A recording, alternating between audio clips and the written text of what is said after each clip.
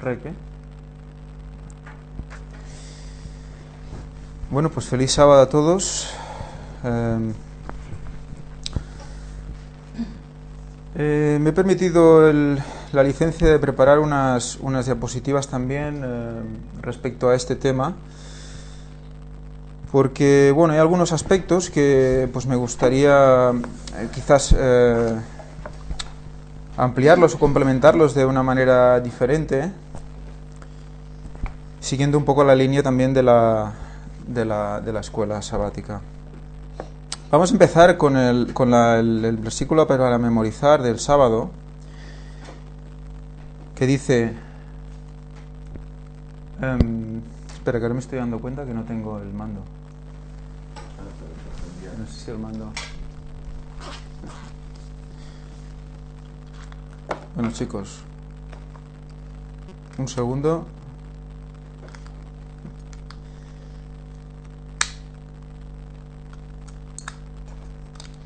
Si estar en el otro lado es diferente, ¿eh? Bueno, pues eso. Dice: ahora bien, el punto principal de lo que venimos diciendo es que tenemos tal sumo sacerdote, el cual se sentó a la diestra del trono de la majestad. A la diestra del trono de la majestad en los cielos, ministro del santuario y de aquel verdadero tabernáculo que levantó el Señor y no el hombre. Se sentó a la diestra del trono de la majestad. Yo cuando leí esto ya me vino a la cabeza una imagen que ahora no entra. Intro. Este es un dibujo que hizo, no sé si el mismo, si algún compañero de Ron Wyatt o los mismos de Art Discovery, y ilustran lo que Ron Wyatt encontró en el momento de la... En el momento de la... en el que encontraron el Arca de la Alianza.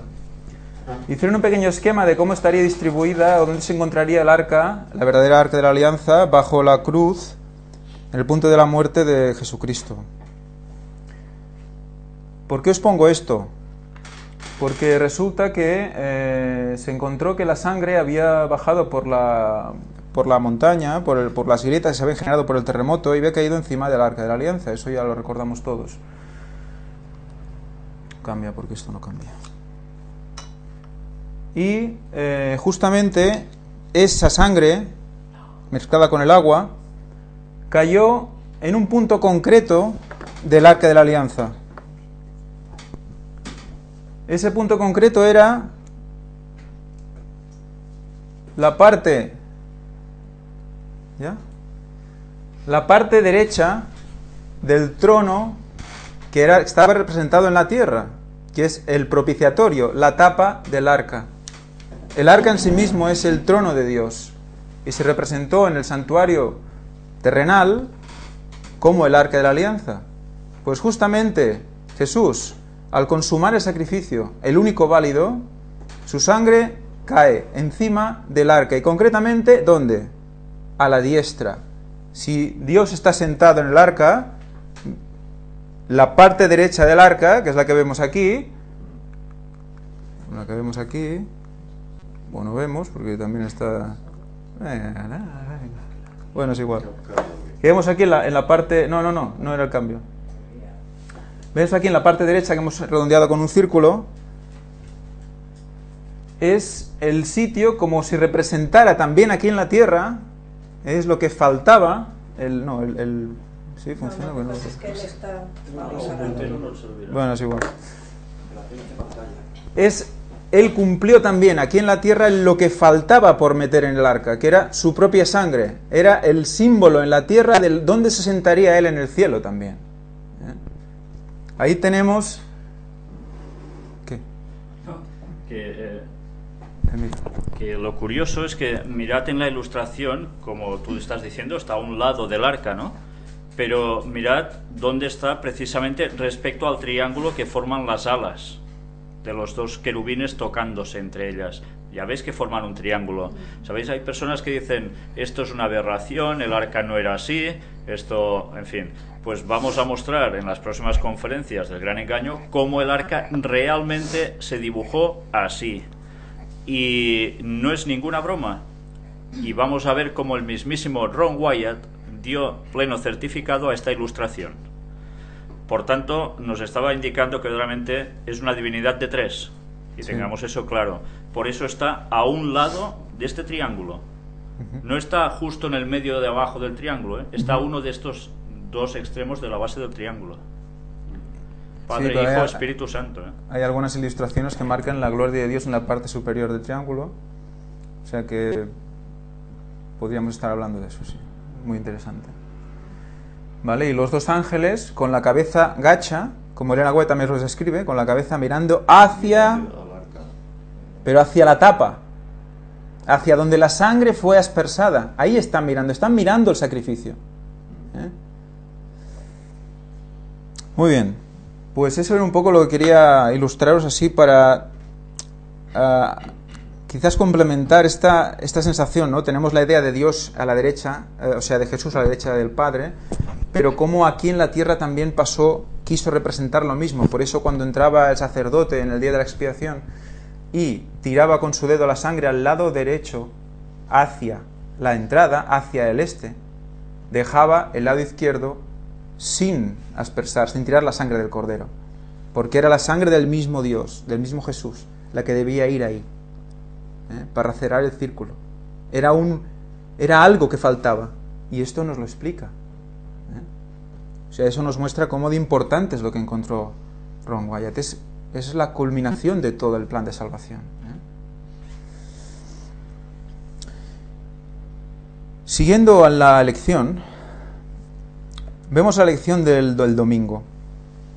La lección del domingo nos presentan a Melquisedec, un personaje verdaderamente especial, extraño porque no se sabe nada de él. Aparece y de repente pues se considera pues sacerdote del Altísimo, sin pasado, sin genealogía, ¿no? Como explica, y en haciendo un claro símbolo al mismo Jesús, ¿no? Por eso hay muchas personas que se creen que Melquisedec era el mismísimo Jesús en la tierra, y no es así.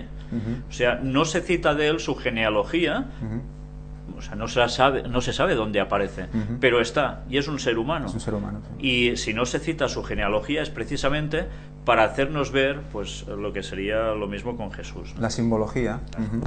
En Mensajes Selectos, Elena White habla sobre Melquisedec y dice que no era Cristo, que era un hombre modelo de Cristo, pero que no era Cristo. Exacto. Además es que no hay ninguna declaración de Abraham como hablando de él como si fuese el ángel de un Jehová, ángel de Jehová, o sí, algo sí, parecido, sí. ¿no? En ningún momento. Jesús se encarnó una vez. Es lo que quizás debemos recordar.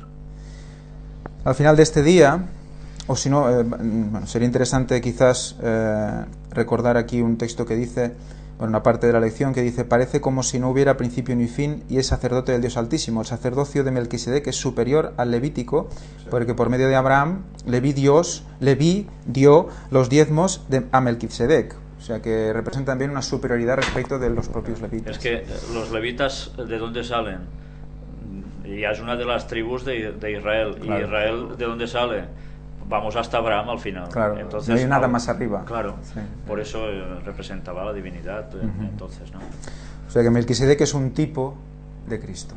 Es otra vez otra representación Una previa, figura, sí. otra figura previa, similar a lo que fueron los sacrificios y todos los rituales. Y que estaba precisamente en Salem, Ciudad de paz. ciudad de paz que fue después conocida como Jerusalén. Jabús. Se llamaba Jabús. Yare, Salem. Bueno. Y Jesús cumplió tanto el sumo sacerdocio arónico como el de Melquisedec, de un modo mejor que lo que pudieron hacer cualquiera de estos sacerdotes. Ambos tipos se encontraron en el antitipo en Cristo. O sea que Melquisedec no era Cristo, era inferior a Cristo.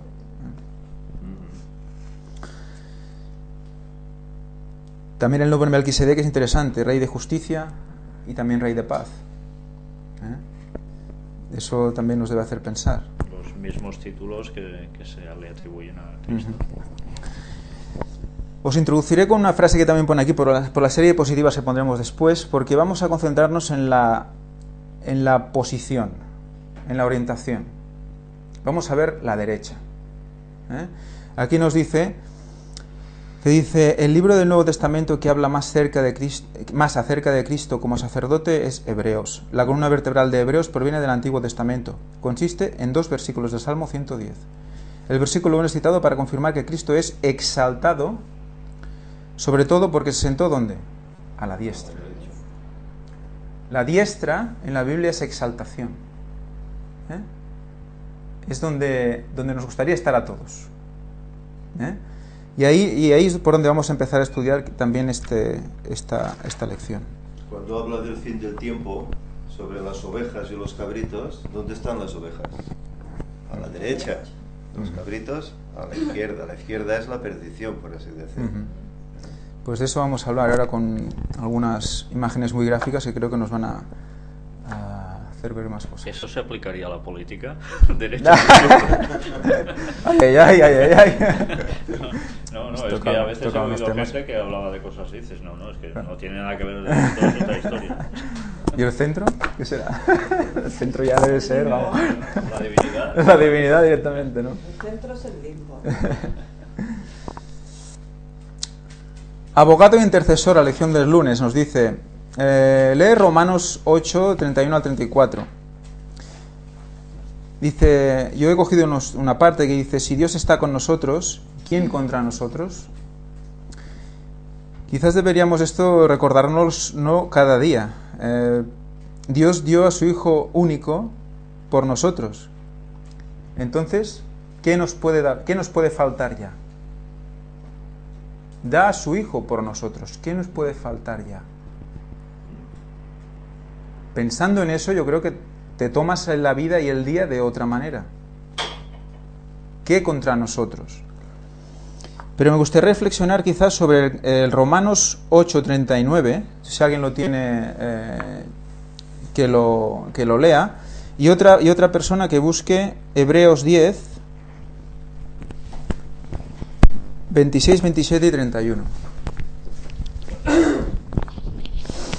Romanos 8:39. Sí, Romanos 8:39. Ni lo alto ni lo profundo ni ninguna otra cosa creada nos podrá separar del amor de Dios, que es en Cristo Jesús, Señor nuestro. Vale. Ninguna cosa nos puede separar de Cristo Jesús.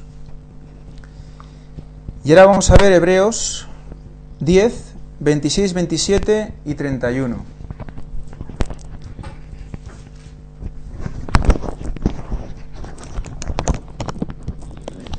Sí. 26. Advertencia al que peca deliberadamente. Porque si pecaremos voluntariamente, después de haber recibido el conocimiento de la verdad, ya no queda más sacrificio que los pecados, sino una horrenda expectación de juicio y de hervor de fuego que ha de devorar a los adversarios. Horrenda cosa es caer en manos del Dios vivo. 31 lo habéis leído también. Vale. Muy bien, pues uno nos dice que nada nos puede separar del amor de Dios, ninguna cosa creada. Y el otro nos recuerda que ¿quién puede separarnos de Dios? Del pecado voluntario. O sea que nosotros mismos. Nosotros mismos. Habría que reflexionar en esta decisión en el libre albedrío. Porque muchas veces se coge este texto como diciendo, hagamos lo que hagamos, no os preocupéis porque está ahí y bueno, vamos a llegar, sobraos. Pero hay que leerse todos los matices, hay que mirar toda la Biblia y no quedarse solo con lo que nos gusta escuchar. Porque evidentemente nada va a evitar que Dios nos ame. Nada va a evitar que Dios nos ame, pero nosotros tenemos una parte, y muy importante, que es el poder que Él nos dio a nosotros, que es elegir. Es el poder que tenemos. Es que incluso la destrucción de los impíos es un acto de amor.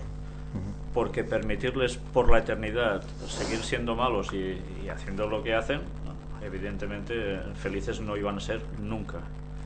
Y acto de amor también es para los que van a ser salvos porque si tuviesen que estar conviviendo con esa gente una eternidad, volvería a estar todo podrido otra vez. Exacto, siempre la visión de Dios es su pueblo y la misericordia hacia todo su pueblo, y hace lo que haga falta para que ese pueblo llegue a donde debe llegar. Y si hay que aplicar justicia, se aplica justicia, pero ¿cómo? Tardo para la ira. Siempre espera y otra oportunidad y otra, hasta que el vaso se llena y se colma. Entonces cae la gota y ahí ya es el límite. Pero esto es algo muy difícil de entender para la gente que cuando lee el Dios que dicen del Antiguo Testamento, que es tan distinto del Nuevo, que es tan vengativo, asesino y loco, pues no consiguen captar que Dios, para llegar a ese punto, es que ya ha llegado a un extremo en el cual la persona ha llegado al no retorno. Y esa situación límite es la que para Dios dice, pues bueno, como ya no puedes volver atrás, pues hasta aquí has llegado, para que no siga fastidiando a su pueblo, que es la niña de sus ojos. Hay textos muy duros que dice que Dios, él mismo dice, yo los hacía morir para que se volvieran a mí. O sea, pasaban cosas alrededor de su pueblo para que recapacitaran y se volvieran a él. Muchas veces no entendemos qué nos pasa a nuestro alrededor, que hay muertes, que hay desgracias. No sabemos toda la historia de la otra gente. Pero eso que ha pasado es un mensaje también para el que está vivo. O sea, que Él sabe todo lo que necesitamos y cómo lo necesitamos. Y lo que decías, ¿no? También, el hecho de lo hago por tu bien. Eso que un hijo no quiere escuchar a su padre. Nunca. Mira, que lo hago por ti, esto es por tu bien. Pues eso, un hijo, por defecto, ya le suena como de, venga, va, hombre, ¿qué dices que haces por bien? Me estás fastidiando. De entrada me estás fastidiando, no haces por mi bien. Entonces, ¿qué pasa? Que es duro porque no es agradecida, no es un trabajo agradecido. Dios seguro que está maldecido mil veces por estas decisiones, pero a la larga el cristiano, si sigue, entiende por qué ha pasado. Y si no ahora, en la eternidad. Hay una cita abajo, bueno, del mismo autor, que dice, como tenemos abogado y tenemos intercesor, nuestro abogado es justo, lo que nos da la seguridad de que el Padre escuchará la intercesión de Cristo. Pues Cristo no podría hacer nada que su justo Padre rechazara. Cristo intercede por aquellos que pecaron y se presenta a sí mismo, el que no pecó, como el justo que está en el lugar de ellos. O sea, Él se convierte en la diana de la ira de Dios. Él se convierte en el que tapa, en el que para, en el paraguas de la consecuencia del pecado, que es la muerte. Y se pone Él porque Él es justo. Y cuando llega la acusación dice, soy yo justo, yo he sufrido, sé lo que ellos están pasando y me pongo ante ti y te digo, ellos creen en mí, mírame a mí, no le mires a ellos. O sea, esa sustitución tiene que hacernos también recapacitar, tiene que hacernos ver que hay alguien ahí, y no porque Dios sea no, es que hay una ley. Ellos tienen que cumplir la ley, su propia ley, es sagrada como Dios mismo. Dios es santo. Y para estar ante la presencia de Dios, uno tiene que lograr la santidad. Tenemos el caso de Isaías, dice, un carbón tocó mis labios para santificarme, porque él se veía inmundo. Y realmente las dificultades lo que hacen con el cristiano es santificarlo. Por eso es necesario, aunque a nadie le gusta, pero es necesario, igual que el diamante tiene que ser pulido, se quitan las asperezas para que resurja la piedra preciosa, pues el cristiano necesita dificultades para ser pulido, para ser santo, para poder estar en un futuro en la presencia de Dios. Por eso las pruebas estarán ahí. Sí, Señor. Y ahí ese es el punto donde debemos de entender sed perfectos.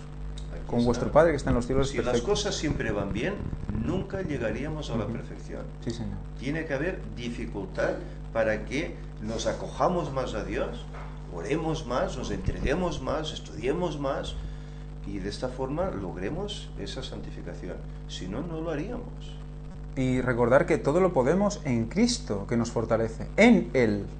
Aquí está. Todo, incluido el pecado, todo. Y O sea, él- que debemos llegar a la perfección. Los 144.000 llegarán a la perfección en la tierra. Por tanto, serán igual a Jesús en la tierra. Sí, sí, sí. Eso debemos recordarlo también. Por lo tanto, vemos que ahí está el límite. Jesús es la imagen que debemos imitar. No el que está a mi lado, o mi otro lado, o aquel que habla tan bien, o me voy a empapar de todos los vicios de todos los que saben más. No, no, escucha. Estudia por ti mismo y mira a Cristo. Pues me gustaría recordar un texto, porque muchas veces se ha igualado como el ministerio de Moisés a lo que hace Jesús por nosotros, como intercesor, como mediador. Moisés muchas veces oró por su pueblo, intercedió ante Dios para que su pueblo no sufriera más. Y hay un momento muy gráfico que siempre me gusta recordar, que es cuando la rebelión de Coré. Coré se queja, ¿no? Se queja de por qué los levitas, si ya tenéis todo lo que queréis, por qué tenéis que estar aquí ministrando. Y bueno, se queja porque, ¿qué pasa? Nos matáis, porque cuando bajó, cuando volvieron los espías y dijeron que Dios dijo, bueno, los que estén conmigo a un lado y los que no al otro, ¿no? Y hubo la matanza.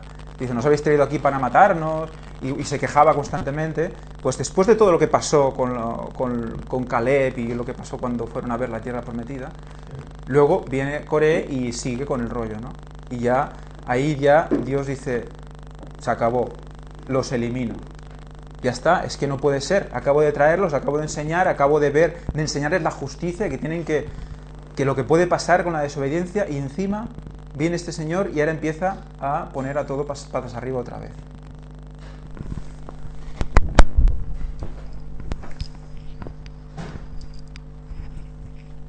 No. Entonces, nos dice, en el momento que Dios empieza a ejercer el juicio contra su pueblo, se empieza una mortandad. Empieza una mortandad por el extremo del campamento. Empieza una mortandad por el extremo del campamento y va arrasando el campamento.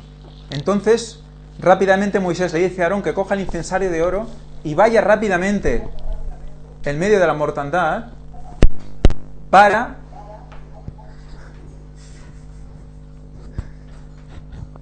parar la mortandad. O sea que se pone literalmente, aquí dice, entonces tomó Aarón el incensario como Moisés dijo, y corrió en medio de la congregación, en el 16:43, Números 16:47, perdón. Entonces tomó Aarón el incensario como Moisés dijo, y corrió en medio de la congregación, y he aquí que la mortandad había comenzado en el pueblo, y él puso incienso e hizo expiación por el pueblo. Y se puso entre los muertos y los vivos, y cesó la mortandad. Se puso entre los muertos y los vivos, y cesó la mortandad. ¿Qué hay en medio de entre un muerto espiritual y un vivo espiritual? ¿Qué hay en medio? La Virgen María, dice. Has chafado lo cañero que era esta reflexión. Para el catolicismo es eso, claro, cuéntaselo eso a un católico. ¿Vale? ¿Qué hay en medio de un muerto espiritual y un vivo espiritual? ¿Qué hay? ¿Quién hay? ¿Ah? Cristo. El paso del muerte a vida es Jesús. Y ahí nos lo representa gráficamente. Se puso entre los muertos y los vivos y paró. Pues esa era una reflexión que quería mostraros. Eso como intercesor. Pero ahora voy a extenderme un poco más en lo que es mediador. Porque mediador viene de medio, ¿no? Y medio es el centro. Muy bien. Aquí nos recuerda un texto que dice: el cual quiere que todos los hombres sean salvos y vengan al conocimiento de la verdad. Porque quiere que todos vengan al conocimiento de la verdad, ¿eh? O sea, ¿qué debemos buscar? La verdad, donde esté. Eso es lo que tenemos que buscar. Porque hay un solo Dios y un solo mediador entre Dios y los hombres, un solo... Esto que has dicho ahora era muy importante, ¿eh? Vuélvelo a decir. Venga. Y vengan al conocimiento de la verdad. Del cinturón que está, ¿no? No, lee esta frase del principio de este versículo. El cual quiere que todos los hombres sean salvos y vengan al conocimiento de la verdad. Ahí está. O sea, dos cosas. Dios, ¿qué quiere? Con la gente en general de todo el mundo. Que quieran conocer. O sea, no sirve de nada el de, no, ese ya conoce por mí y ese sabe mucho y yo soy tonto, no me voy a enterar de nada. O, no. Quiere que todos conozcamos. Entonces, si se quiere, si se nos requiere que conozcamos, ¿eso qué significa? Mi pueblo se perdió por falta de conocimiento, una vez más. Estamos siempre en lo mismo. Entonces, hasta el mismísimo pueblo de Dios, o que se llama pueblo de Dios, por desgracia, va a caer exactamente en lo mismo, o ya está cayendo exactamente en lo mismo. Más bien está cayendo. Claro, no querer buscar el conocimiento, se conforman con lo ya sabido, lo que diga alguna eminencia y ya está. Y todo lo que sea ajeno a eso, pues ya automáticamente es desechado, sin ser analizado. Entonces no hay búsqueda de la verdad. Examinarlo todo, retener lo bueno. Sí, señor.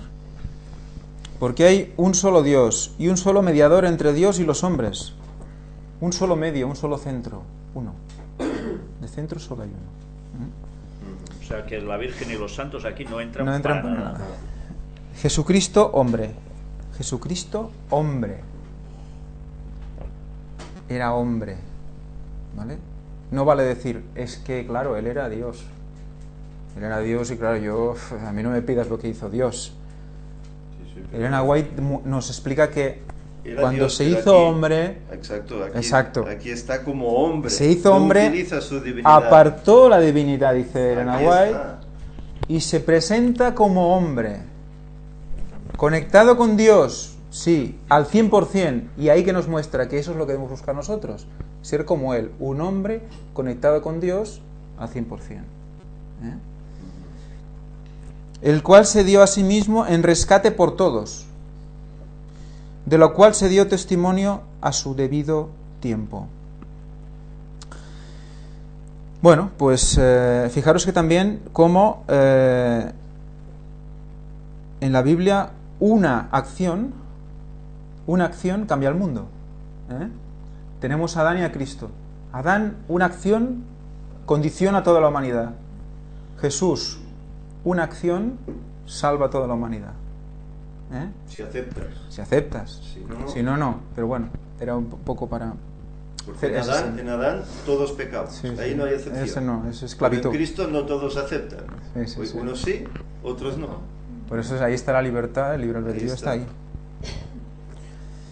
Mediador es un término del antiguo mundo comercial y legal. Describe a alguien que negocia o actúa como un árbitro entre dos partes con el propósito de eliminar un desacuerdo o alcanzar una meta común a fin de iniciar un contrato o pacto.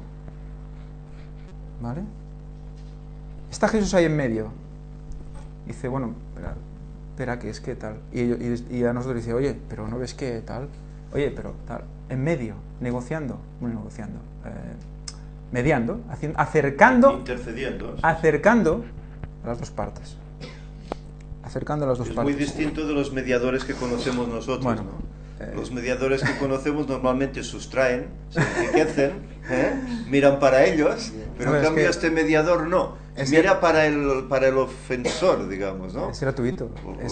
Es la voluntad del como mediador. El que te ayuda aquí en la tierra cobra primero.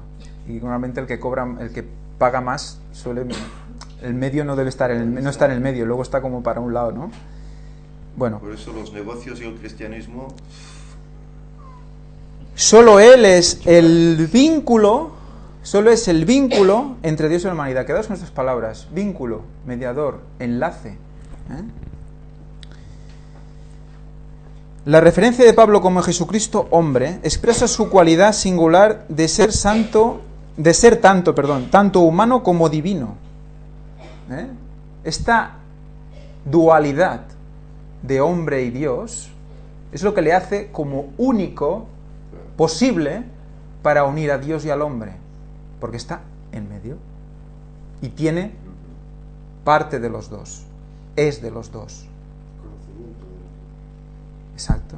Y naturalidad de los dos, naturaleza de ambos. Eso un ángel no lo puede tener. La salvación y la mediación están ancladas precisamente en la humanidad de Jesús. Esa humanidad era necesaria. Y en su ofrenda propia y voluntaria, Él decide hacerlo. Al ser tanto Dios como hombre, Jesús es capaz de vincular el cielo y la tierra con lazos que nunca se quebrarán. Elena White nos dice, Jesucristo vino para que Él pudiera vincular. Es que pesado, pero bueno, es que cuando veamos las imágenes, yo es que me vais a entender. Al hombre finito con el Dios infinito y conectar la tierra que se había divorciado del cielo por el pecado y la transgresión. Muy bien.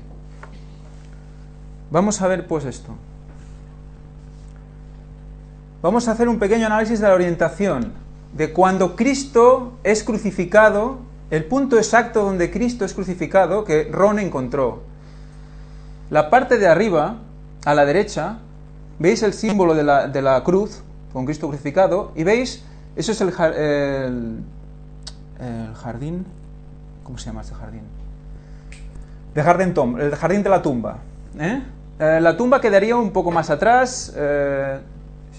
Si vos fer amb el ratolí, li ensenyaràs... No, aquells. Sí. No, si amb el ratolí les enseñarás el lloc. La zona de donde está Cristo, ¿vale? Es la muerte, el punto de la muerte exacto donde Cristo murió.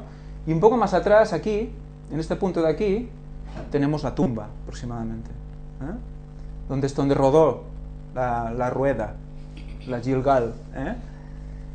Y más hacia donde está la estación de autobuses, por aquí está la Calavera. Este es el monte Calavera. Muy bien. La orientación exacta de la muerte de Cristo crucificado, su cara mira al sur. ¿Vale? El norte, detrás. ¿De acuerdo? Aquí la vemos en una foto de lo mismo, pero muy, muy ampliado, demasiado y no se ve mucho, pero es visto desde el sur. ¿Vale? El norte queda detrás. Dices, ¿esta posición? ¿Por qué esta posición? Si nos fijamos en el santuario, en el modelo del santuario, con el arca colocada en posición horizontal, como hemos visto que es en realidad, y como mostraremos también por textos bíblicos y por análisis del hebreo, como realmente es así, el arca está como, se sienta como si Dios estuviera sentado mirando hacia el sur. O sea que tenemos la misma orientación, ¿vale? El templo y la muerte de Cristo, la cruz y el templo, con Dios mirando hacia el sur. Porque se dice que Dios está a los lados del norte. Exacto. Dios está en el norte y mira hacia el sur. Y ahora entendemos también cuando muere Cristo en la cruz, que llega el momento en que el Padre aparta la vista de su Hijo por no poder sufrir lo que está padeciendo su Hijo. Y con todo lo que eso implica. Jesús no está mirando hacia el Padre, es el Padre el que lo mira a Él. O sea, Jesús es cuando dice que es que se nota solo. ¿Por qué me has desamparado? No, y aparte que el pecado que estaba sobre Jesús en ese momento es lo que rompe la relación con el Padre. El Padre no puede soportar el pecado.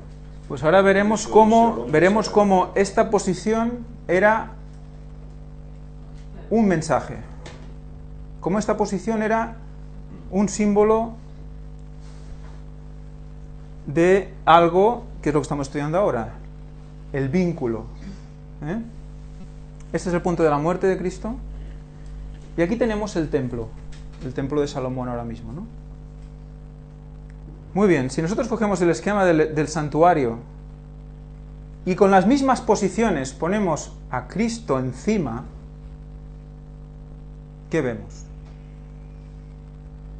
Vemos a Cristo en posición de izquierda a derecha. ¿Qué hemos dicho antes de la derecha? Exaltación. ¿Quién estaba a la derecha del Padre? Él. ¿Por dónde entra el pueblo al templo? ¿Quién es el que está perdido? ¿Quién es el que está divorciado? ¿Quién es el que no puede? El imperfecto.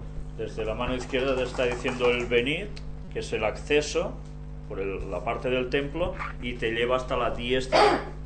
¿Qué es qué? El arca del testimonio, el trono de Dios. Él es el camino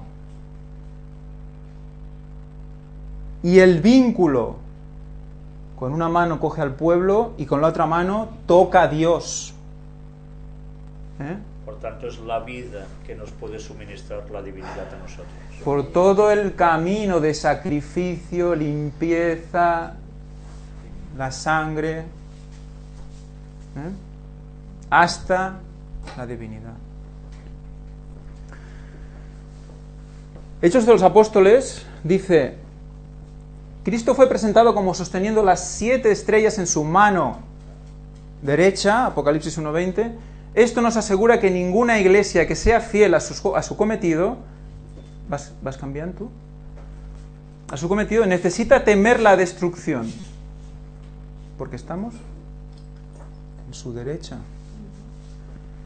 Porque ninguna estrella que tiene la protección del Omnipotente puede ser arrancada de la mano de Cristo.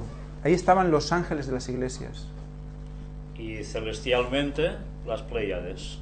Y ahora entendemos por qué en los textos bíblicos se habla, ¿podrás tú desatar las Pléyades? Exacto. Están en su Imposible. mano. No las puedes arrancar.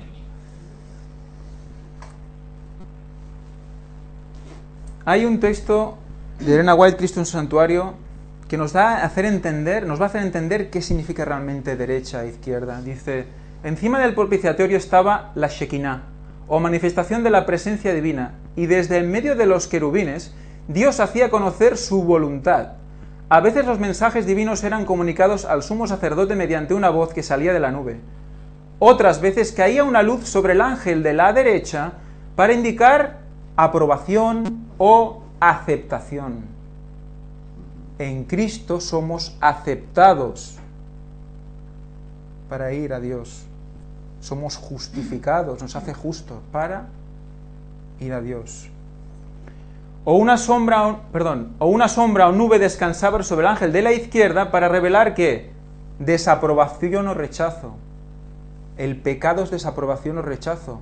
Debemos reconocer ese estado y buscar ¿qué? Aprobación. Hay otra analogía, y mirad que dice desde en medio de los querubines, una vez más el centro, Orión. Sí. Y si seguimos, a veces los mensajes divinos eran comunicados al sumo sacerdote mediante una voz que salía de la nube. Y cuando venga Cristo, vendrá como en una nube, y que se oirá precisamente. Pues es el llamado a sus escogidos. Siempre hay ese paralelismo. Nos lo estaba diciendo todo ya desde el santuario, lo que iba a suceder al fin de los tiempos. Absolutamente, y ahora veremos cómo de tanto. O sea, es que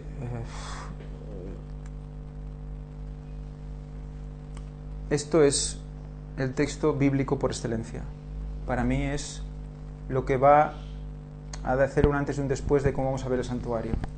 Y eso lo vamos a expresar mucho más cuando hagamos las conferencias. Pero así que, hermanos, teniendo libertad para entrar ¿en dónde? En el lugar santísimo por la sangre de Jesucristo,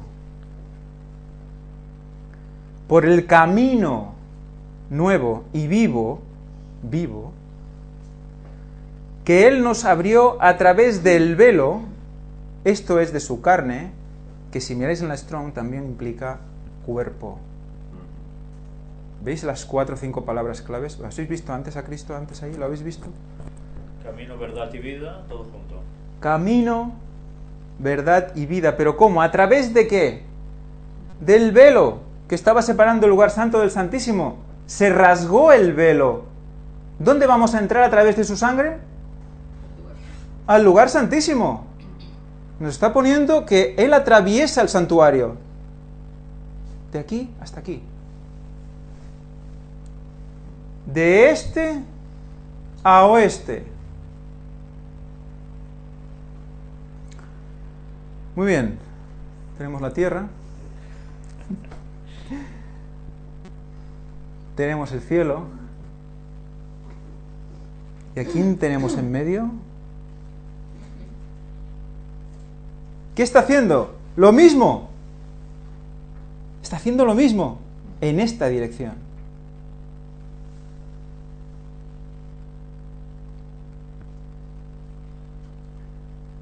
Cuando Cristo, luego de su bautismo, se arrodilló a orillas del Jordán, hubo una luz esplendente que descendió como una paloma de oro bruñido y lo iluminó. En tanto que desde el cielo se escuchó una voz que dijo: Este es mi Hijo amado, en quien tengo contentamiento.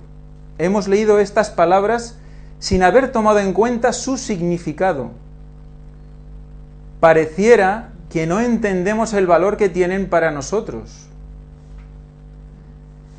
Nos dicen que somos aceptados en el amado. Cristo extiende su brazo humano para circuir la raza caída, en tanto que con el brazo divino, se aferra al trono que hemos visto en la derecha que estaba, ¿no?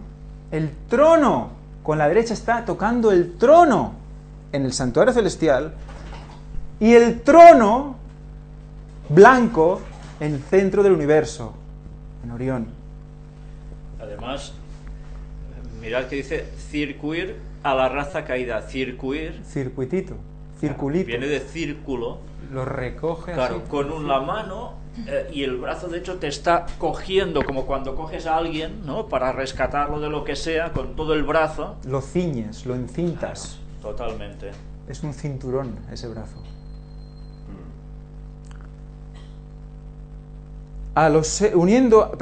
Se aferra al trono del Altísimo, uniendo así la tierra y el cielo, a los seres humanos caídos y finitos con el Dios infinito. O sea que tenemos esta dirección y esta dirección. Muy bien. Las dos direcciones. Al trono terrenal, al trono celestial.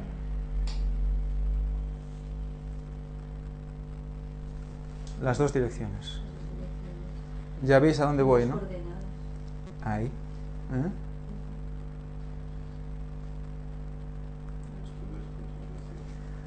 Cuando Dios venga, Cristo venga, se presentará de oeste a oeste para recoger a los suyos y llevarlos de la tierra al cielo.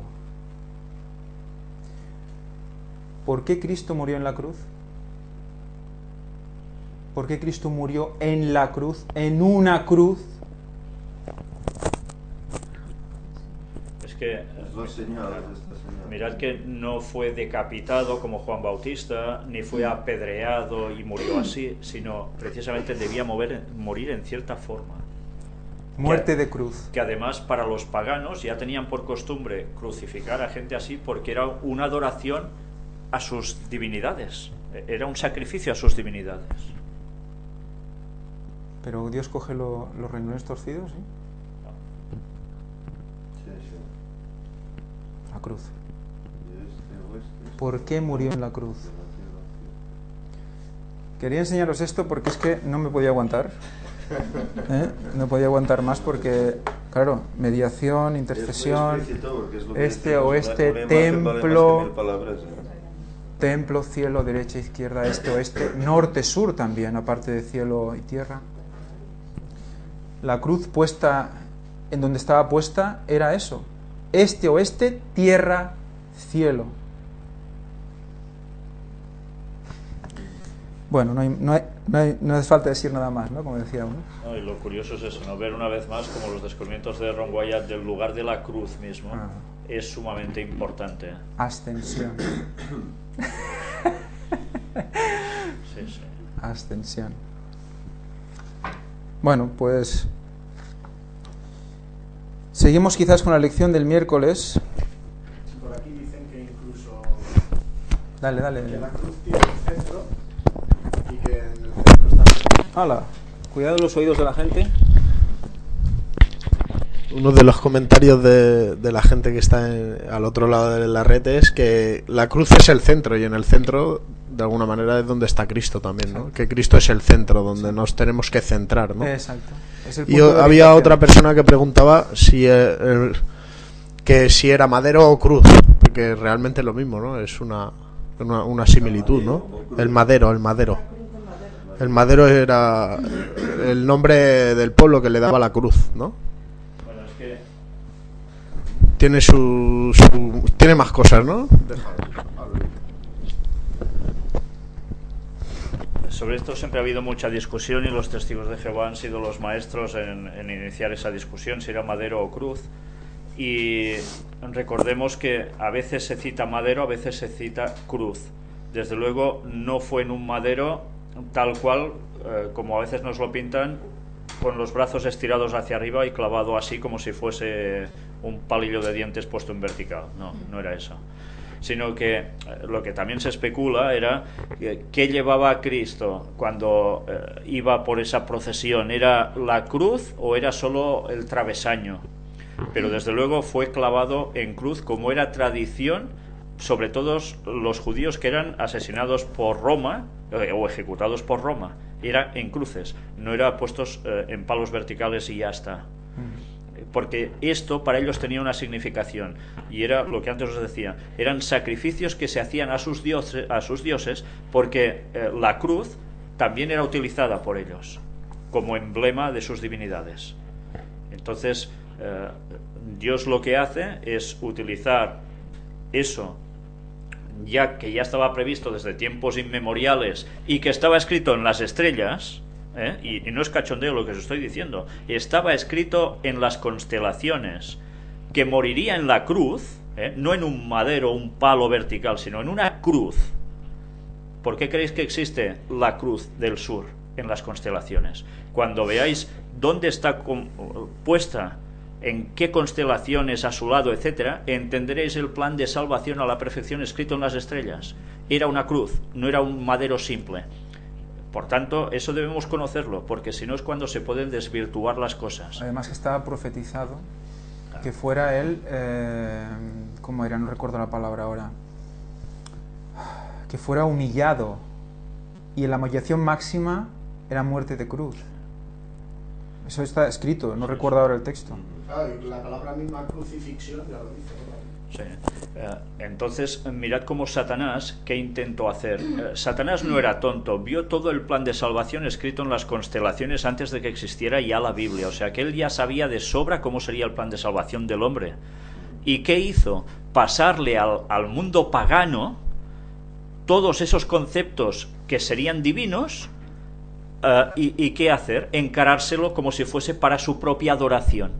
Por eso esos sacrificios en cruz, que a él lo alimentaban, por decirlo entre comillas, de la muerte de gente porque sí, que es lo que a él le gusta, romper la humanidad totalmente, destrozarla.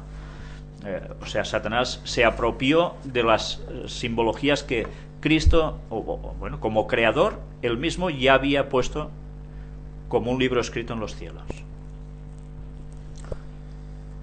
Pues sí, ahí está todo para el que lo quiera coger, En la lección del miércoles nos hace un pequeño repaso de las características que define los textos que nos recomiendan, Hebreos 2, 17 y 18, de 3 al 6, 4, 14 y 15, 7, 24, 28 y 8 del 1 al 3, que son las características del gran sumo sacerdote. Y nos la enumeran aquí y lo vamos a repasar. Dice, la primera es misericordioso y fiel. Las dos características de misericordia y fidelidad son apropiadas para el rol de Cristo como mediador, porque Él otorga sus dones a nosotros. O sea, Él nos dice el don de la justicia, el don de la paz, el don de la tranquilidad, todos los dones nos lo otorga en Él. O sea, nosotros, si estamos en Él, recibimos esos dones. Y es lo que presenta ante Dios. Segundo, dice, con nosotros. Jesús puede simpatizar con nosotros, puesto que Él vivió como un humano. Por lo tanto, ¿cómo no nos va a entender? Sufrió hambre hasta el límite, sufrió penosidad hasta el límite, tortura hasta el límite. Como dice Ellen White, y como dice la misma Biblia, nunca nadie va a sufrir tanto como Él. O sea, que no nos desesperemos. Él sufrió más que nosotros y pudo. Por lo tanto, nosotros podemos, no como Él, en Él. En Él podemos. No obstante, Él no está en la misma situación que nosotros, porque Él es sin pecado. Sobre nosotros, por eso es en Él y no queremos ser igual a Jesús, pero debemos ser en Él primero para ser igual a Él. Tenemos que intentar serlo en Él, en su persona, en su manera. Sobre nosotros, Jesús como sumo sacerdote no está en la comunidad de los creyentes como estaba Moisés. Él está encima, sobre nosotros. Como un hijo preside sobre la casa de su padre, Cristo goza de plena autoridad entre los santos.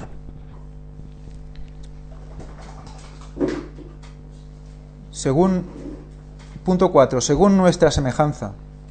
El origen divino de Jesús no le dio ningún derecho exclusivo.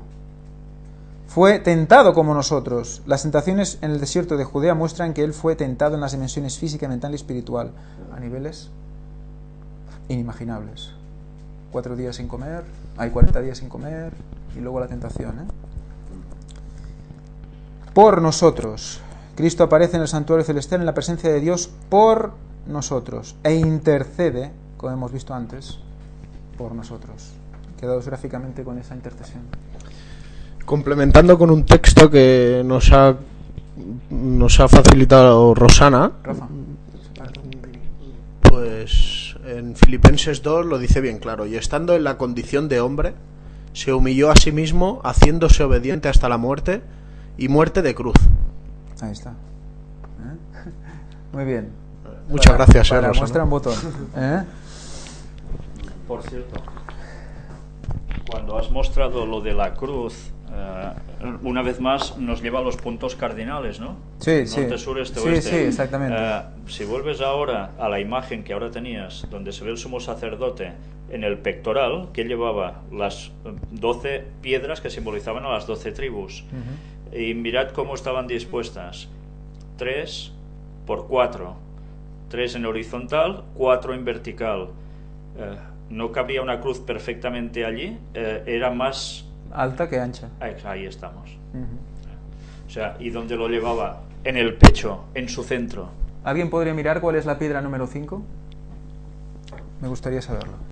Es que está en el centro de la cruz. Sí. Eso dejamos de deberes para los que nos están escuchando. La piedra número 5, por favor, para saber qué hay, solo por curiosidad. Sacrificio único, jueves. Nos hace una reflexión la lección, dice: en cambio, toda esa sangre derramada era para señalar la única solución para el pecado, que era la muerte de Jesús. Está hablando de toda la sangre derramada por los sacrificios de corderos, becerros, etc.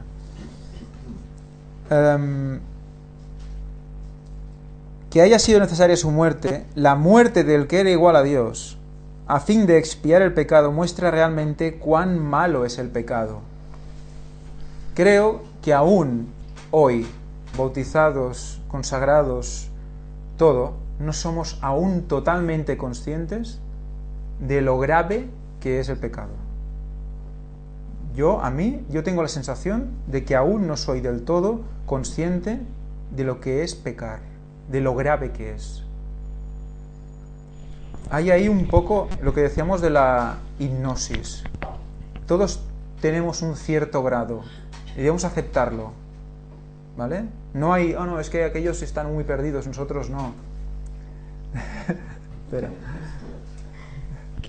Quizás eso que está diciendo él, que aún no somos conscientes de lo grave que es el pecado para Dios, que haya tenido que dar a su hijo porque todavía no somos conscientes de lo grande que es Dios, de la majestad que tiene Dios, de cómo el cielo lo dio todo por nosotros, porque incluso se corría el riesgo de perder, de que Cristo se perdiera totalmente. Entonces no somos conscientes de eso. Entonces por lo tanto no somos conscientes de lo grave que es el pecado a Dios, que tuvo que dar, de que tuvo que morir Cristo en la cruz, el que lo era todo en el cielo para nuestros pecados. Pero es por eso, porque todavía no comprendemos la grandeza de Dios. Sí. Exacto. Y el concepto de pecado lo tenemos como muy asociado a cosas muy graves, a grandes desastres, asesinar, yo qué sé, robar, ¿no? Toda una serie de cosas que están claramente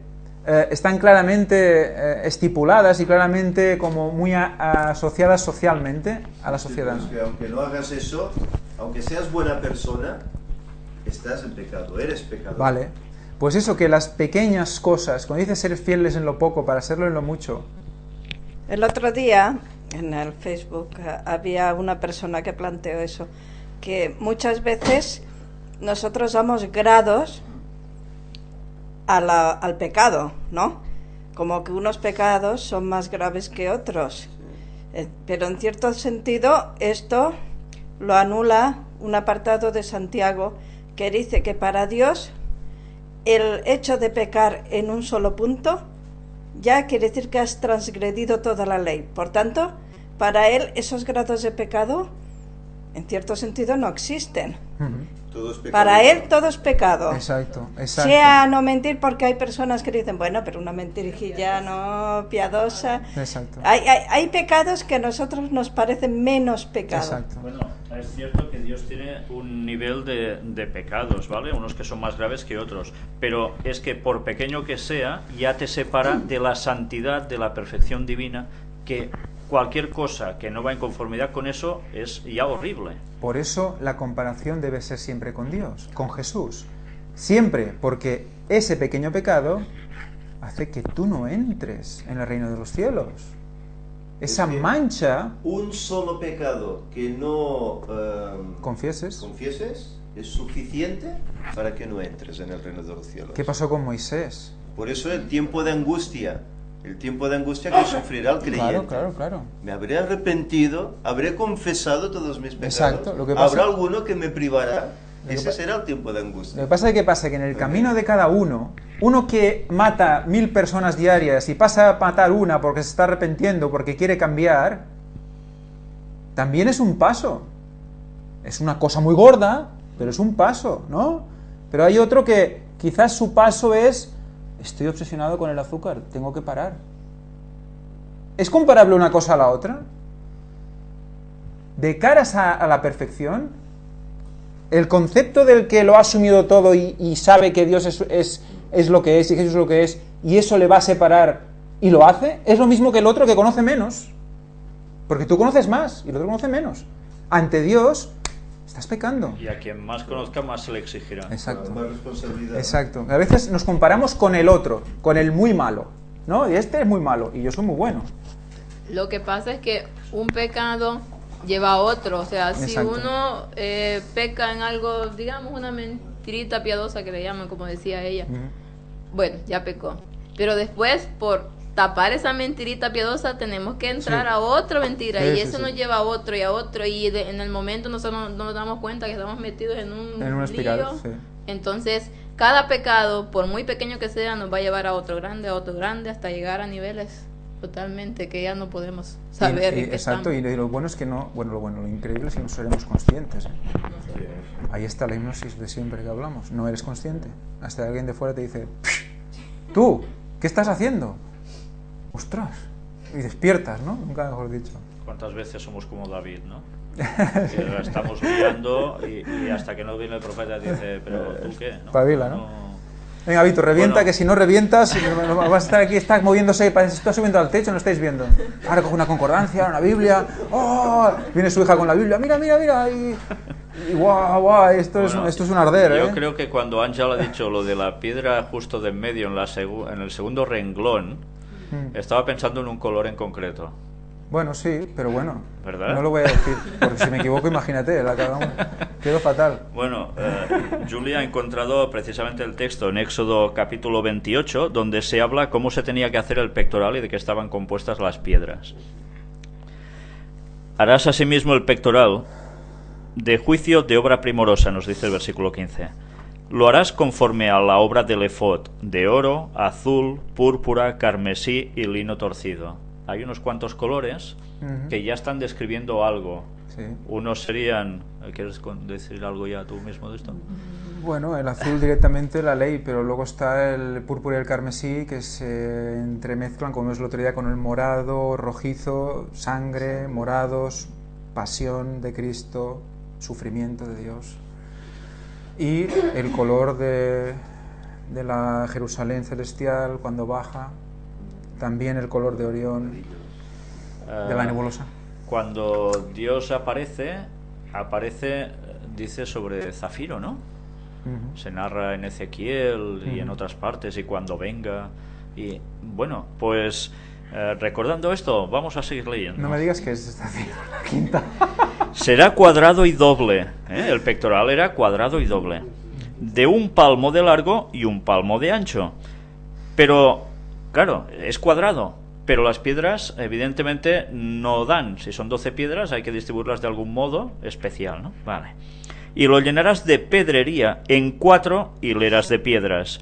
Una hilera de una piedra sárdica, un topacio y un carbunclo. O sea, vemos que son 4 hileras en vertical y van 3 piedras por cada renglón. Así nos salen las 12. Ajá. La segunda hilera. Uy, ahora. Una esmeralda, un zafiro Vale, venga, bienvenido. y un usted. diamante. Tócate Bueno, las vamos a narices. terminar de ver las otras. La tercera hilera, un jacinto, un ágata y una amatista. La cuarta hilera, un berilo, un ónice y un jaspe. Todas estarán montadas de engastes de oro. Y las piedras serán según los nombres de los hijos de Israel, 12 según sus nombres, como grabaduras de sello cada una con su nombre. Serán según las 12 tribus. Por cierto, si alguien puede buscar... bueno, un momento, ahora lo vamos a decir. Sí, espérate, porque Pero- voy a buscar una silla porque... Pero si os habéis fijado, precisamente la que aparece justo en lo que sería ese centro de la cruz sería zafiro. Zafiro. Vamos al diccionario cutre que siempre utilizamos y ¿qué nos pone? ¿Que se le ha caído un trozo, por ciento? Sí. El día que mi padre sepa todo esto en la eternidad, cómo utilicé este diccionario. Zafiro. Corindón cristalizado de color azul. Color azul es el zafiro. ¿Y qué importancia tiene que sea azul? Bueno, No pues, sé, aún no, porque habéis visto, hay vídeos que no habéis visto y cosas que no habéis visto, pero de bueno, esto vamos a tratar próximamente en las conferencias. Pero bueno, sí que vamos ya a decir... Bueno, está escrito, Claro. hay una esplanada como azul, su trono, el trono de Dios es de un como embaldosado de zafiro. O sea, el cielo es el azul, trono de Dios se la ley. asienta sobre el azul, se asienta sobre los colores de la ley de los 10 mandamientos, que las tablas eran azules, Eso. aunque parece ser que era basalto, que es la piedra que se encontraba precisamente justo en ese monte Sinaí. Pero bien, todo eso lo vamos a mostrar también en vídeos impresionantes, que no nos hemos inventado nosotros, sino de unas personas que fueron allí y describieron eso, y seguramente, yo no he visto todos los vídeos, No. pero seguramente no sabían ni eran conscientes de lo que estaban diciendo con eso. No sé, yo creo que no, Seguramente. porque no hablaban de Jesús en ningún momento. Quiero comentar un par de cosas. Sí.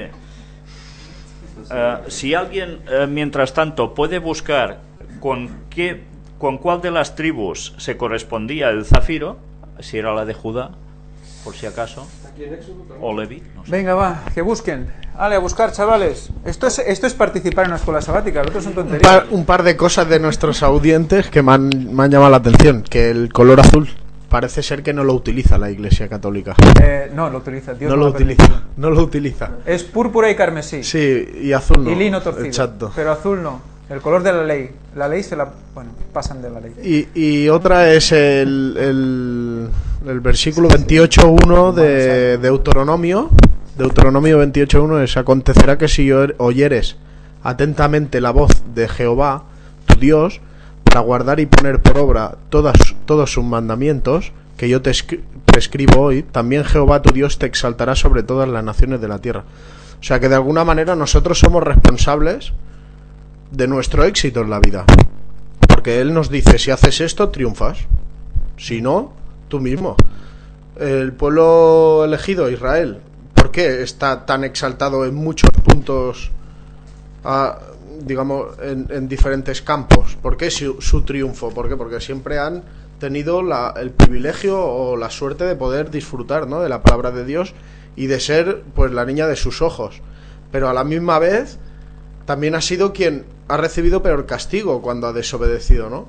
Pues ahí está nuestro llamamiento al poder triunfar y al poder llegar al máximo, que sería ir al cielo, la vida eterna. Depende de nosotros en hacer 100% lo que Dios dice, ¿no? Al 100%, y contra más finos estamos, mejor será nuestro éxito. O sea que de alguna manera nosotros somos los responsables de lo que sucede. No podemos culpar a Dios, como hace mucha gente. Es que Dios, no sé qué, ¿dónde estás ahora? No, somos responsables, porque vamos a mirar nuestro comportamiento, de lo que hacemos en el día a día y de lo que no hacemos. Y si contra más te analizas, más te das cuenta de que somos un cero a la izquierda y de que todavía nos tenemos que perfeccionar muchísimo más. O sea, el libre albedrío sí va muy bien para unas cosas, pero nos obliga a esforzarnos por nosotros mismos para conseguir esa plenitud, ¿no? Y ese es nuestro deporte cristiano, que digo yo, ¿no? Claro, deporte cristiano, es el luchar, el trepar ahí en el camino del Señor, ¿no? Claro, porque, o sea, todo depende de nosotros, no nos podemos quejar para nada, no nos podemos quejar. El fruto y la consecuencia de lo que nos sucede, la responsabilidad es nuestra, ¿no? Y además deberíamos ser representantes de esa ley a los ojos de los demás. Exacto, y nosotros deberíamos ser ejemplo también, ¿no? Ejemplo. No fallamos. Exacto, por eso no podemos quejarnos, si al final la consecuencia del hecho es nuestro propio comportamiento, ¿no? Mira la importancia de eso hasta el nivel en que en el último tiempo lo que va a decidirlo todo es un punto en concreto de esa ley, ¿no?, del cual nosotros debemos ser plenamente representantes del sábado. Claro, y conscientes. Y conscientes también. Ángel, quizá puede describir lo que los que están en directo no están viendo. Aquí la gente está empezando a tener como revelaciones y se levantan rápidamente a las bibliotecas a coger concordancias, Biblias, diccionario intelebreo, no sé qué. Pero nadie sale levitando. Nadie sale levitando, eso sí. Ni ponen los ojos en blanco ni esas cosas. O sea que ahí está, algo se está moviendo por aquí con el tema del zafiro. Yo estoy flipando todavía con el zafiro en el centro de la cruz. Es curioso, anoche hicieron una película en la televisión de esto. Unos arqueólogos encuentran una momia y que tiene esto, justamente eso. Y lo roban, como una película. Y también decían que tenía el sacerdote 2 piedras en la mano, que las tiraba y era así aceptada. Bueno, no sé si en verdad eran el Urim y el Tumim, que eran las que llevaban aquí en los hombros, que era aprobación o desaprobación. Exacto. Derecha aprobación, blanca, izquierda. Una blanca y una roja. Sí. Pues, ¿Queremos? ¿No? Sí, en el cine utilizan muchas. La pureza y la sangre. El blanco y rojo. Bueno, sigue mientras. No, es que no sé, no sé qué decir. Un poco lo que, no sé, lo que decíamos esto, que frivolizábamos sobre el pecado, que muchas veces tendemos a frivolizar sobre las cosas pequeñas, diciendo, bueno, esto es pequeño, pero no recordamos que Dios nos dice eso, que sed fieles en lo poco y yo os pondré en lo mucho. No esperemos a que haya una gran prueba para demostrar la fidelidad a Dios. Cada día levántate por la mañana, sé ordenado, ora a tu hora, come a tu hora lo que debes comer, ama a tu familia y ahí empiezas ya a adorar a Dios. Y empiezas ya a estar preparado para que te ponga en otras cosas, ¿no? Por eso dice ser pues vosotros perfectos. No medio perfectos, un poquillo perfectos. Sí, semiperfectos. Hay una nota aquí, dice, nota otro punto vital en estos textos. Dice, la única muerte de Cristo era totalmente suficiente. Una cosa, una sola acción, totalmente suficiente.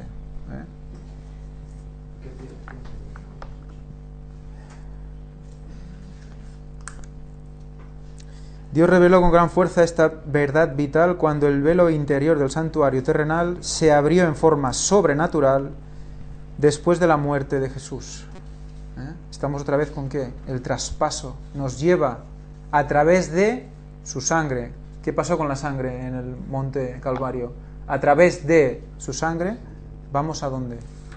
Al arca, al trono de Dios. ¿Dónde nos lleva? Al centro de la cruz. A que miremos la cruz.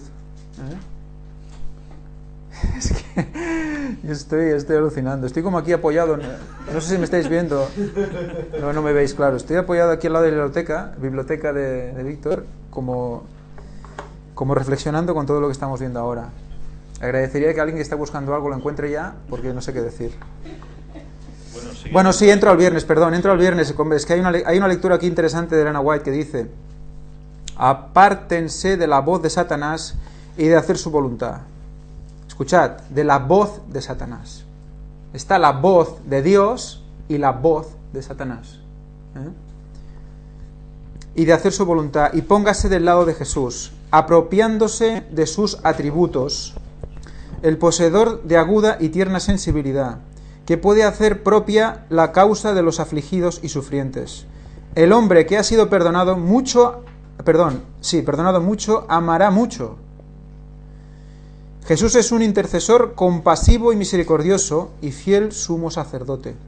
Él, la majestad del cielo, el Rey de gloria, puede mirar al hombre finito, sujeto a las tentaciones de Satanás, sabiendo que él ha sentido el poder de los ataques de Satanás. ¿Qué nos recuerda? Que Jesús fue tentado aquí y sufrió las tentaciones como nosotros aquí. ¿Pero cómo? Libre de pecado. Y pecado es pensar en el pecado. Por lo tanto, Jesús ni pensó en el pecado. O sea que, fijaros en el nivel de perfección. No es solo no lo hago. Si tú le das vueltas a un pensamiento y lo enquistas en tu mente, estás generando un pecado ahí, que es más difícil de detectar incluso que los que tú haces. Porque lo que tú haces, alguien te puede decir, oye, ¿qué estás haciendo? Pero si tú lo das vuelta a tu cabeza, al final va a ser un acto, pero ahí lo tienes incrustado. La conciencia puede ser liberada de condenación mediante la fe en su sangre. En su sangre. Siempre recordemos el trayecto de esta sangre. Yo es que cada vez que veo sangre me acuerdo del trayecto y dónde va a parar. ¿Vale? Al trono de Dios. Todos pueden encontrar la perfección en Cristo Jesús. Todos es todos. Gracias a Dios porque no estamos tratando con imposibilidades. Podemos pedir la santificación. Podemos disfrutar del favor de Dios. Y fijaros en esta frase porque es una frase para hablar un rato. No debemos inquietarnos por lo que Cristo y Dios piensan de nosotros, sino que debe interesarnos lo que Dios piensa de Cristo, nuestro sustituto. Fijaros, esto me ha costado mucho. Lo tuve que leer como 3 o 4 veces o más y la vuelvo a leer y me quedo con aquella sensación, porque siempre dices, oh Dios mío, ¿qué pensarás de mí? Que hago esto, que soy un tal, que soy un cual. Por favor. Dice, no debemos inquietarnos por lo que Cristo y Dios piensan de nosotros. Dices, ¿cómo es eso? O sea, pensamos en ¿qué? En lo que Dios piensa de Cristo. Pues entonces ya está. Si Cristo es perfecto y es justo, y tenemos que interesarnos en lo que Él piensa de Cristo, como piensa que lo que ha hecho está bien, nosotros ya está. Libres, por favor, no nos machaquemos, porque aquí dice que no tiene sentido. Yo recuerdo, hay un compañero que me dijo el otro día, dice, no defraudaré ni a Dios ni a ti. Y digo, ostras, por mí no te preocupes. Mira a Cristo, ¿no? Pero no defraudaré a Dios. Es que no lo puedes defraudar. Porque Dios mira a Cristo. O sea que tú vas a Cristo y ya te ve en Cristo. Ahí está el mediador total. O sea, te cubre con tus alas de madera brutal. Obviamente hay una condición. Claro, Siempre tiene que haber un pero. Sí, claro, ¿no? Tiene que haber. Obviamente, si nosotros vamos con sinceridad, porque la clave de todo está en la sinceridad de nuestros corazones. Si en nuestro corazón hay una sinceridad capaz de realmente que cuando Cristo está intercediendo por nosotros y hay un pecado en nosotros, Cristo va al Padre y le muestra sus manos, las marcas de lo que Él hizo en la cruz, por lo cual Él murió por nosotros. Entonces, pero siempre y cuando haya esa sinceridad. Nosotros siempre, como se nos ha dicho y como vemos en la Biblia, siempre debemos ir con sinceridad hacia Dios, porque es la única manera de que podemos tener la seguridad de que Cristo intercederá por nosotros. De otra manera no, porque realmente que es cierto, yo estuve meditando en esa cita cuando yo pensé realmente, entonces Dios no me mira a mí, claro, obviamente siempre y cuando yo le vaya con sinceridad, pero entonces está viendo a Cristo, entonces no debo de preocuparme cuando realmente yo voy a Él, le confieso mis pecados, le pido perdón, ya estoy perdonada. Y a veces nosotros nos machacamos eso en la cabeza. Sucede muy a menudo que no, si me habrá perdonado o no me habrá perdonado. Y eso fue tan terrible, pero no, debemos de tener en cuenta de que siempre que vamos con sinceridad a Dios nos va a perdonar. Y ahí esa cita lo corrobora que exactamente, realmente que Dios ve a Cristo, por eso es que Él nos justifica, por eso es que Él es nuestro mediador, porque nos está viendo a Él. Claro, se pone delante, por lo tanto, habla siempre como que te cubre con tus alas, ¿no? Exactamente. Si tú no estás aceptando esas alas, estás fuera de las alas. Por lo tanto, Dios que te ve, claro que ve, luego te ve a ti, ve al pecador ahí. Sí, ya lo tenemos, ¿eh? Vale, ya lo tienen. Bien, no sé si lo sabéis todos, hay 3 veces donde se cita las 12 piedras. Y curiosamente... ¿3 veces solo? Sí. Vaya, casualmente. Y curiosamente, ninguna de las 3 aparecen en el mismo orden. Anda. Y algunas a veces cambian de piedras. En Génesis 49... aparece una parte ya de eso. La quinta piedra sería Isacar. En Apocalipsis 7, fijaos, pero la piedra siempre es la misma. La piedra siempre está Zafiro. Sí, en principio creo que sí, ¿eh? Al menos en Génesis 49 seguro. Luego hay 2 textos más que hablan de la importancia del Zafiro también en Isaías 54 y en Éxodo 24, está aquí. Vale. Pues ahora lo... Sí, eso, apúntatelos y los lees tú mismo. Sí. En Apocalipsis 7, la última vez que aparece, ya no es precisamente Isacar. Perdón, a ver, un momento, 1, 2, 3, 4, no. Tengo entendido que en Génesis 49 es Zabulón, la quinta piedra, no Isacar. En Apocalipsis 7 aparece como Neftalí. Pero en medio, la de en medio, ya sabéis la importancia del centro, aparece en Ezequiel 48. Y sería Efraín. Anda. Efraín, el que aparece escrito también en la montaña, justo al lado del nombre de Dios. Al norte de Betel. Al norte de Betel. Al norte de Betel. Pero el nombre de Dios está en las montañas de Efraín. Sí. Entonces la cosa cuadraría porque recordemos que hay personas que dicen Efraín fue desechada, ¿no? Por el texto bíblico que dice Efraín déjalo porque es que va con los ídolos, ¿no? Sí. Pero luego hay otros textos donde se habla de la recuperación de Efraín. Sí, hay unos textos muy interesantes. Que esos muchas veces se dejan totalmente al margen. Entonces mirad como precisamente en el medio de esta cruz también sería Efraín. las 3 estrellas del cinturón, en el medio, tenemos el nombre de Dios. Sí. Ahí está Efraín. Bueno, pues casi nada. No da. Ahora, si nos quiere leer, Rafa, los textos. Espero que se esté grabando bien el DVD, porque si no, sí que... de momento tenemos- va, luego sí que- va marcando luego- minutos. Luego sí que voy a empezar el sacrificio. En Isaías 54:11 dice así: Pobrecita, fatigada con tempestad, sin consuelo. He aquí que yo cimentaré tus piedras sobre carbunclo, y sobre zafiros te fundaré. ¿Y de quién hablaba? Ahí en Isaías. Me imagino que tiene que hablar sobre Sobre el pueblo de Dios. el pueblo, ¿Hablar del claro. pueblo de Dios. Claro. ¿Qué capítulo es de Isaías? 54. 54, 11. Y el otro, bueno, si queréis profundizar, y el otro, Sí. mientras os leo el otro, porque también es muy Repartíos bueno. el trabajo. Fanny, venga, 54, 11.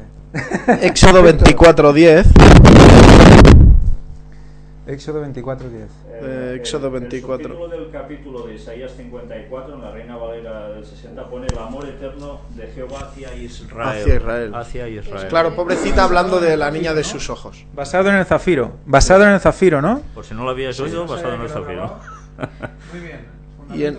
Y en Éxodo 24:10 dice así: Y vieron al Dios de Israel, y había debajo de sus pies como un embaldosado de zafiro, Sí.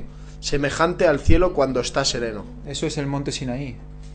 Y ahí es donde hemos hablado antes, que es donde hay un tema interesantísimo que queremos mostrar, y es referente a eso. Como eligió el monte embaldosado Sinaí. color zafiro. Sí, sí. ¿Qué texto le estás leyendo? Éxodo 24:10. Pues ahora lees Ezequiel 1.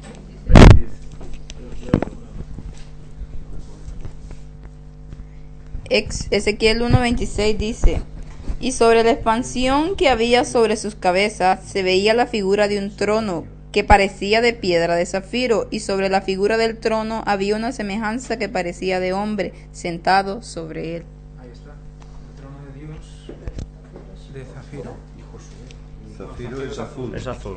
Pero mira aquí. Es la quinta piedra. Ahora Tony me acaba de pasar el texto donde se habla de Efraín en Primera de Crónicas, capítulo 8. ¿Era capítulo 8 donde me has dicho el texto? Ahora lo he perdido. Mira, Es azul. y sacar. Un momento, que estamos buscando un texto. En Apocalipsis 9:17. Vale. Vale, es en el capítulo 7. En el capítulo 7 de los descendientes de Efraín, en el versículo 28, dice: La heredad y habitación de ellos, refiriéndose a Efraín, fue Betel con sus aldeas, y hacia el oriente Naarán, etcétera, etcétera. Pero mirad, una vez más, Efraín en la zona de Betel con sus aldeas. Siempre, como decíamos y mostrábamos en los mapas. Gracias. Si no es Isaacar, entonces. Y en Apocalipsis 9:17 hay otro texto también donde cita al zafiro. Dice así: Así vi en visión los caballos y a sus jinetes, los cuales tenían corazas de fuego, de zafiro y azufre, y las cabezas de los caballos eran como cabezas de leones, y de su boca salían fuego, humo y azufre. En Apocalipsis. Y luego me parece que hay otro por aquí. En también. Ezequiel 10:1 dice: Y miré, y aquí en la expansión que había sobre la cabeza de los querubines como una piedra de zafiro, que parecía como semejanza de un trono que se mostró sobre ellos. Sí. Sí. Casi nada. Sí. Por eso los católicos no lo usan, claro. Porque saben la importancia del color. Bueno, en la Virgen de Lourdes su manto es azul, precisamente como la Reina del Cielo. Mirad el plagio satánico. Claro, es plagio, totalmente. Sí, en Ezequiel 28 también se nos describe el atuendo con que fue investido Satanás, Lucifer, en un principio. ¿Lo quieres leer? Okay. En Edén, en el huerto de Dios estuviste. Toda piedra preciosa fue tu vestidura: el sardio, el topacio, el diamante, el berilo, el onice, el jaspe, el zafiro, la esmeralda, el carbunclo y el oro. Los primor de tus tamboriles y flautas fueron preparados en ti el día que fuiste creado. Por eso no es de extrañar que la Virgen de Lourdes utilizase el manto azul, ¿eh? Está describiendo las 8 tribus en las vestiduras de Adán. No, este es Lucifer. ¿De Lucifer? Sí. De toda piedra preciosa fue su vestimenta. Entonces, mirad hasta qué punto él se ensalza también como mediador entre... Claro, dice, yo soy vamos, sacerdote como él, yo llevo claro. caballos encima. En fin, imaginaos, ¿no? Hasta qué punto. Bueno, pues no sé si estáis disfrutando, nosotros mucho. Bueno, yo me he quedado sin micro ya. No, bueno, si tampoco sé que...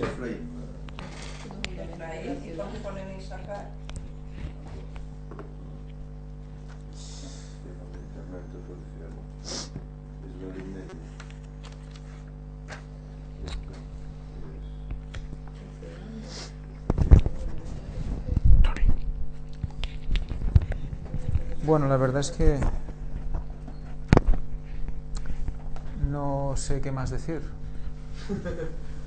Yo, si queréis, daríamos por acabada la escuela sabática. Sí, bueno, sí podemos decir que en las próximas conferencias Sí. del Gran Engaño van a salir parte de estas Sí, cosas sí, sí. y muchas más que siguen apareciendo que nos están dejando verdaderamente impresionados, gracias a Dios. Y una vez más he de deciros, cuando estéis mirando estas últimas conferencias del Gran Engaño, no dejéis de mirar estas escuelas sabáticas de todo este repaso de lecciones de este trimestre del santuario, porque tiene un ligamen realmente impresionante. Sí, sí, sí. Bueno, pues nada, con eso os dejo. Vale, pues nada. Que Dios os bendiga a todos y lo dejaremos aquí. Cantamos un himno. Cantemos l'himne 142. Vamos a cantar un himno, el 142. Stop, stop.